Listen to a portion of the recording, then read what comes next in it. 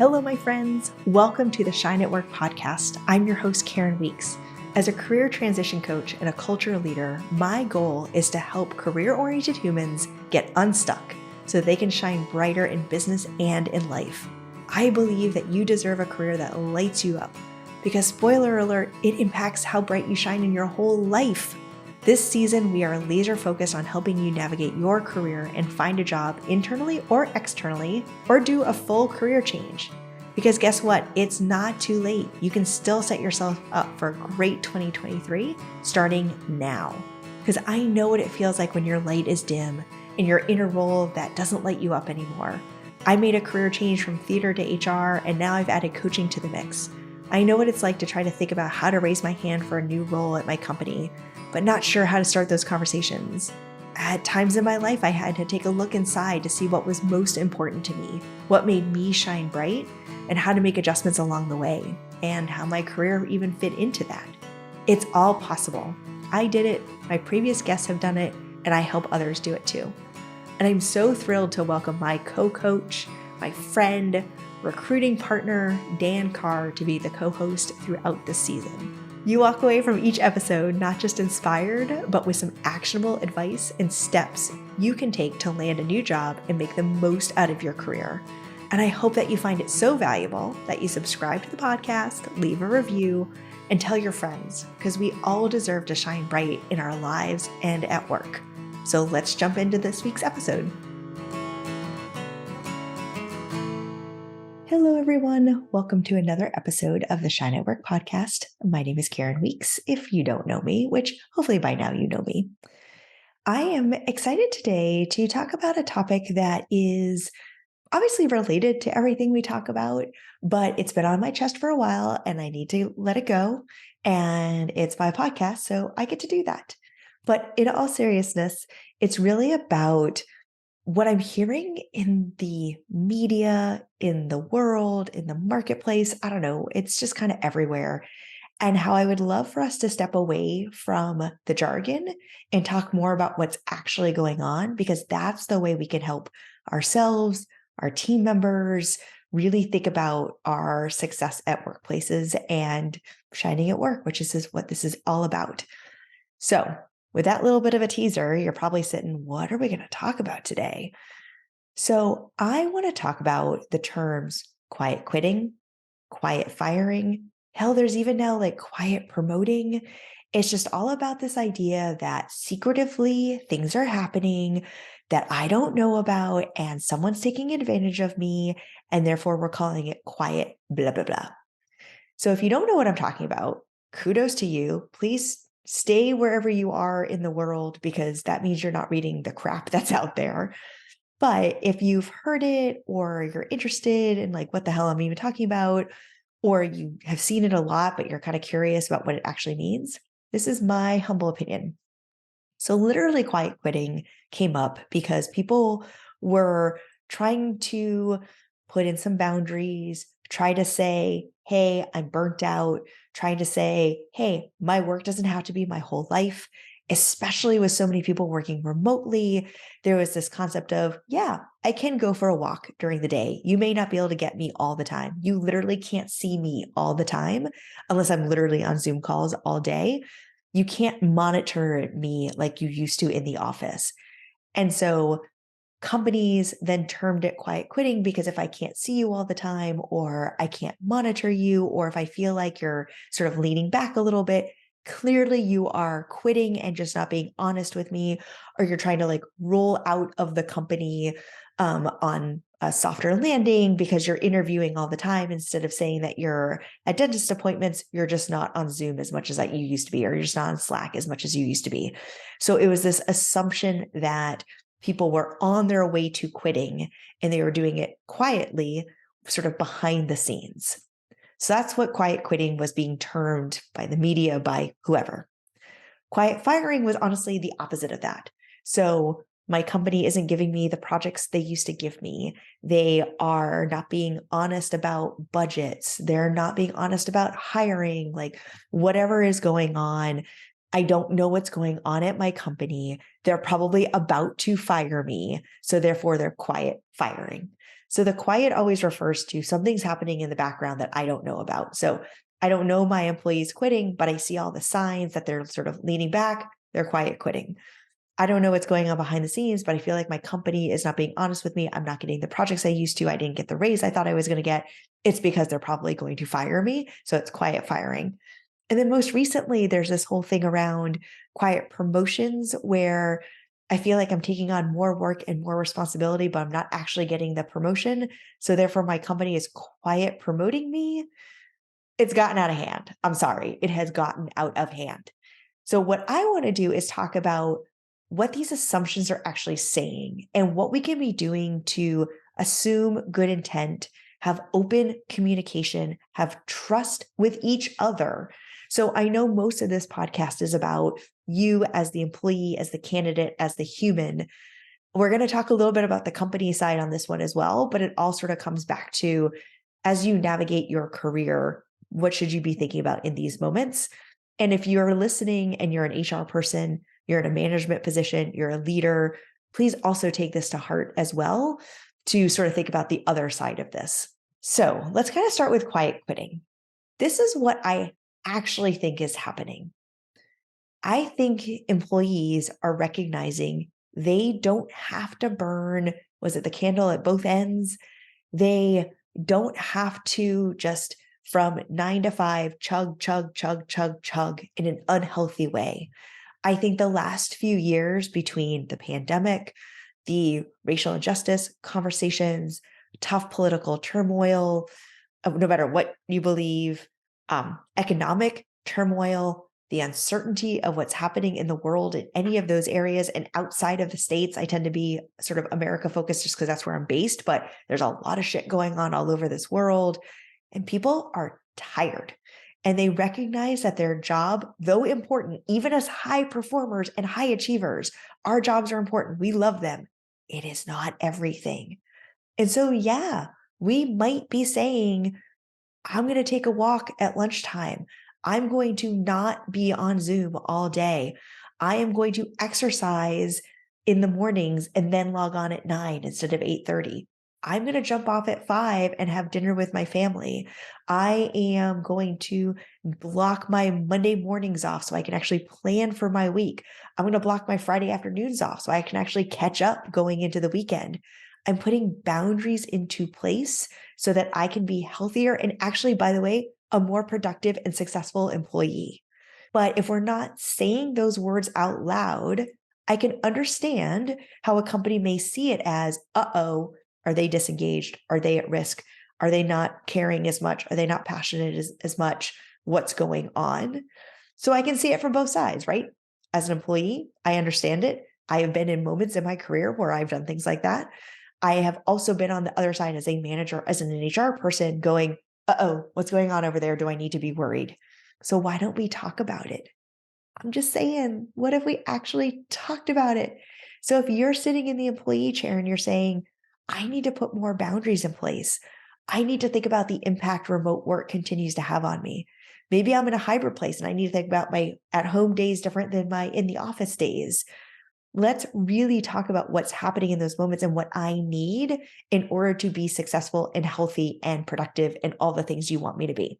If I'm the employer, maybe I need to ask my employee and say, hey, it feels like you're thinking about maybe adjusting your hours. I would love to talk about what sets you up for success. Maybe instead of being reactive, what if you're proactive? But if you're in a reactive state, just ask. I've had plenty of people report to me where look, my spidey sense goes off and I just need to talk to them and say, hey, I want to support you in the best way possible. It feels like maybe you're trying some new things, or maybe we need to think about things differently. Do you want to talk about that? And let's have that conversation. I realize this may sound kumbaya, whatever, but this is how humans interact. We have to talk to each other. And if you don't have that sense of trust with your people, how can we be building that trust? So maybe you're not ready to say to your manager, I need to take a walk during the days. I'm feeling really burnt out. I need to blah, blah, blah. So maybe it starts with, hey, how do you think about your day? How do you manage your day? How do you avoid burnout? And maybe that kind of invites the conversation. Maybe it's going to your HR person instead of your manager. Maybe it's asking your peers about it or a mentor, like a trusted person. But start to have that conversation so that you can be vocal about what you need and what you're feeling. Because with lack of information, that's when assumptions, rumors, gossip, everything starts. So talk about what you're feeling, what you're trying to figure out, and find someone to have that conversation with if it's not your manager. The other thing I'll say is maybe the truth is you are feeling disengaged. Maybe you are like, I don't know if this is the right thing for me. I am taking some time looking for jobs. I am taking some time to do some interviews. Like maybe that's the truth. So then the question is, how are you going to handle that? Is there something you can do to re-engage yourself? Do you want to stay at your current company? Do you want to stay in your current role? If you are feeling a little more disengaged, what do you need to do to respark that why, to respark that passion, to ignite what brought you to that company and what used to make you really excited? What's missing? What's changed? Have that conversation with yourself, a coach, a partner, a roommate, whoever, to kind of unearth what's going on for you so that then you can go to your manager and say, hey, I have been feeling a little stagnant lately. I would love to talk about, is there a way we could do more of this? Could I work on this a little bit more? Those are the things that get me excited. I know it's never going to be perfect. I got to do stuff I don't want to do. We all have to do stuff we don't want to do. But what if I kind of did a little bit of that as well? And that might re-excite me about this job again. And again, you can find the words that feel safe for you, but recognizing you're feeling that way, figuring out the why and what needs to change, and then talking to someone about it. And if that's not the case, you have a choice. You don't have to work there. I don't mean Jerry Maguire quit, walk out, no income. That's not what I'm saying. What I'm saying is if you're feeling disengaged with your role, unhappy in your role, whatever, it's not working, you can leave. You can start looking for a new job. You can get up half an hour earlier and work on your resume. You can take time at the end of your day to submit some applications. You can take time over your lunch to have some interviews. Yes, looking for a job is a full-time job. Don't get me wrong, but you can do it. You don't have to stay somewhere you're unhappy or unsatisfied. So if you are falling in that quiet quitting bucket and like you are legitimately quiet quitting, what needs to change so that you don't feel that way, so that you can be in a place where you're excited and engaged on a day-to-day basis? All right, that's my soapbox about quiet quitting. Now let's kind of go to the flip side, quiet firing. If you're an employee, hang tight. I'm coming to you in a second. If you sort of feel like you're being quiet fired, hold tight. If you're a manager, a leader, an HR person, are you avoiding some tough conversations? You may not have the answers, and that's okay. And maybe that's the communication you need to put out in the world. We're working on our budget. We're trying to figure out what our strategies are going to be, blah, blah, blah, whatever. Maybe that's the communication that needs to be more clearly out there if people are confused about what's going on. But otherwise, if you have people on your team that are no longer the right fit, you owe it to them. You owe it to the people currently on the team that will still be there. You owe it to yourself to have someone on the team that is the right fit. You owe it to yourself to no longer have the person that's not the right fit.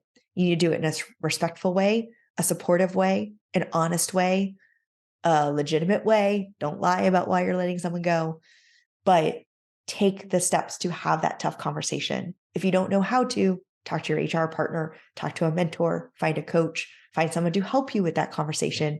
But don't hold on to someone. Don't just kind of drag them along if you do need to make that tough decision. And if you aren't sure yet, again, just be honest. We're thinking about the right structure for the org. We're figuring out budgets. We haven't hired for that role because we're trying to figure things out. That's okay. Now, if you're the employee and you're worried that you're being quiet fired, I don't even know how to do the conjunction on these verbs, whatever. If you feel like you're being quiet fired, think about it in two different ways. One, just like we asked companies to give you the best intent, assume best intent for them. Maybe they don't have the answers. Maybe they are trying to figure things out. Maybe they don't know if that client is going to land. And so they haven't given you that project. So they don't know if the contract's going to be signed. Maybe they don't know what's going to happen next. So assume best intent, assume things will be told to you when they're coming versus, oh, they must be hiding something from me. And if you're concerned, ask your manager. Be respectful of the fact they may not be able to tell you something, like if there's, right now, the economic climate in the US in January of 2023 is still really iffy. Maybe they don't know if they're going to have to do layoffs. So they may not be able to give you an exact answer, but you can ask your manager and say, is something going on? Should I be worried? Is there more I can be doing for this organization? Is there places I should be stepping up, even if maybe they're not the more traditional places? Ask, offer to help in those situations.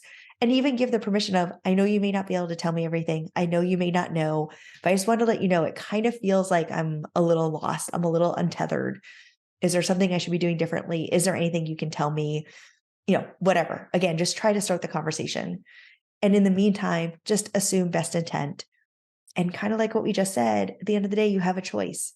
So if you're worried about what's going to happen next, take some control of your own fate. Start doing a job search. Start talking to other teams internally about maybe if they have projects you could be working on or potential roles that are out there. Don't wait for things to happen to you. If you're worried something is going to happen, start taking control of your own fate. And then finally, this whole quiet promoting thing, I don't even know about that. I don't even have words for that. This goes back to understanding what's expected in your role today and what's expected in the next level. So some people feel like they're not getting promoted even though they deserve it. And so the company's taking advantage of them. But do you really understand what it takes to be in the next step? So if you're X and you want to be senior X, what does it mean to be senior X? It does not mean necessarily that you are just great at X. It means you're starting to demonstrate some of those things that are required for the next level. Are you actually demonstrating those things? And if so, ask your manager, help me understand what else it would take to get to this role. Help me understand the timeline for a promotion. Help me understand why, if I'm taking on this work, how does that not sort of get me to that next level? Ask questions. That's what this is all about, communication. So if you're sort of sitting there going, I feel like I'm taking on this extra work. Why am I getting the promotion? Ask some questions, talk to HR, just try to understand. And again, as in a company, it may be possible you don't have the budget for a promotion. So maybe you can do a spot bonus. Maybe there's a way to do another form of recognition if a promotion doesn't make sense. It's also, depending on the stage of your company, it's kind of easy to throw a lot on people because everybody just does a bunch because you're a startup and everybody wears a lot of different hats. Kind of take a step back and say, what are we asking of our people? Are there situations where maybe we need to restructure a role, think about a promotion, think about that we've given this person a lot and we haven't reflected that in compensation, title, et cetera. Maybe it's a short-term thing. Maybe you're down people and you just need this person to step up in the short term and then it will, you'll take the foot off the gas once you hire. Or a team's going through a change and you've got someone stepping into a manager role and you're evaluating them as the potential next manager. Just be open with those conversations in a timeline. When I have seen employees get the most frustrated is when they don't understand the timeline. And I get it. I've told employees timelines that have changed, and I need to make sure that I'm being the best communicator as possible around, I know we said this.